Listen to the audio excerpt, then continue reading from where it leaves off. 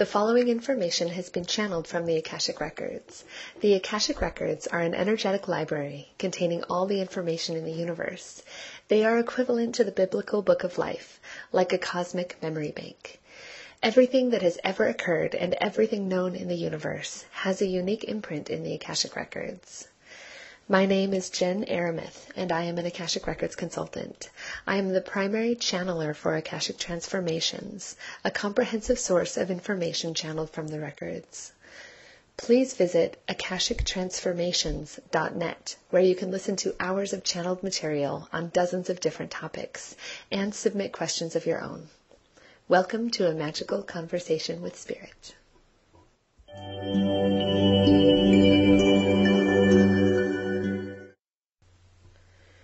You asked, if the plan for the new global economy is drafted but not yet complete, can the records elaborate on the current draft as it stands now in the higher dimensions? And the answer is, sure. I can at least articulate what is available at this point. So the draft plan goes like this. Jen's laughing a little at the fact that I'm about to say what the plan is for the planet with the economy, but I can see it. So the draft plan involves several elements. One of which is a vast and massive reorientation and renegotiation of wealth for generations and generations and generations. Wealth has been taken from some parts of the world and infused into other parts of the world. Some people have benefited and some people have not benefited by the exchange of wealth, so that it hasn't been so much an exchange of wealth as it has been like robbery or stealing, taking something without offering something in exchange. And so when that occurs, and we'll take one of the more obvious examples, for instance, all of the natural resources and human resources taken from Africa to the North American continent throughout generations. When that occurs and there's no exchange given back, that leads to what you call imaginary wealth, what we have called imaginary wealth. It's not the only way imaginary wealth is created, but wealth is not actually wealth if it's not standing on an even exchange. Wealth only builds itself when you put two and two together and they make something bigger. When the sum of two parts is greater than the two parts separated. I'm not saying that quite right. There's a phrase there. The whole of two parts put together is greater than the sum of those two parts separate. And so the thing that must happen and is happening already is a reorientation, so that financial exchange or exchange of resources actually is an exchange rather than a taking or a giving. It is an exchange. When something is given, something else is offered in return. And you're going to see quite distinctly, and for those of you who are paying attention, you can already see this, those governments, those corporations, those institutions that operate on exchange rather than giving or taking, those are the institutions and the governments that are stable at this time, whereas so many others are unstable. They're falling apart.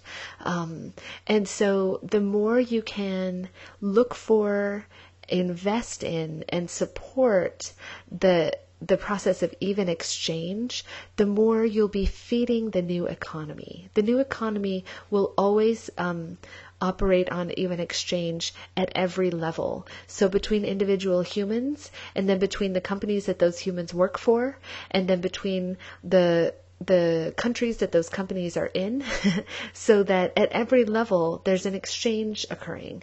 Now, the question of an even exchange, this is where the draft is still really open, because the idea of evenness depends upon the belief systems of the people involved. It relies upon an agreement on valuation. And all of those are the things that are going to be sorted out over time, over the course of the next several years.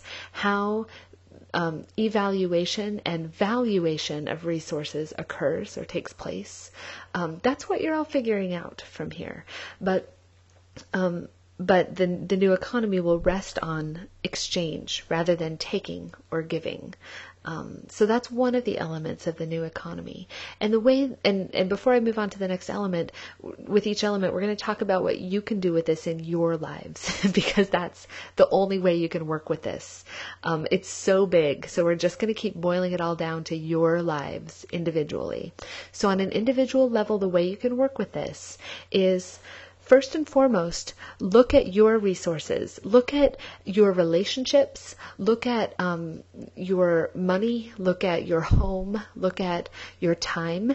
Think about the flow of energy in each of these things. In your relationships, what do you offer in return for the gifts your friends give you? Or what do you give that your friends don't offer something for in return? Find a way to demand exchange. If you always give, if you always listen, find a way to tell your friend that you need to be heard sometimes too, that you need time to talk as well. Or perhaps your friend generously gives you gifts and then you generously give your time. As long as there's an exchange that feels comfortable for you both, then you're doing fine. So it's not that it has to be an eye for an eye. It just needs to be an exchange that is agreed upon by both parties. Both parties standing fully in their power, taking full care and accountability for themselves. So that's one way that you reflect this in your individual lives.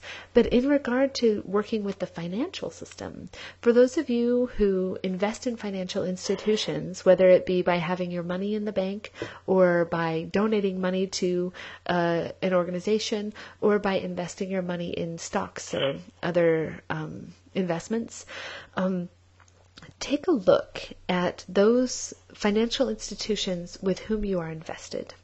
And ask yourself what they do. How do they acquire wealth and how do they manage money? And if you can see that their money is based on an even exchange of a physical resource, if they offer something and take something in return, then you can continue to work with that company. It's a wise investment.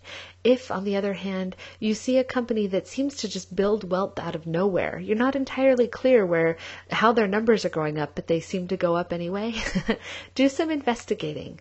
Often those companies that whose value increases, although there's not a clear, distinct physical reality underneath that value, often they're working with imaginary money. Whether they know it or not, whether they're trying to or not, they're working with imaginary money, and those are the institutions that are going to crumble, or at least going to have to fall apart enough to reweave themselves into the new economy.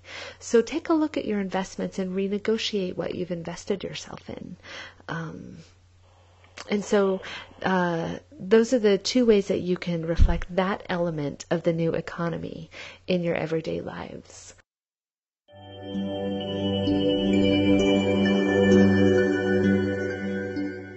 Thanks for listening. You can hear much more and submit questions of your own by visiting us online at akashictransformations.net. Welcome to a magical conversation with Spirit.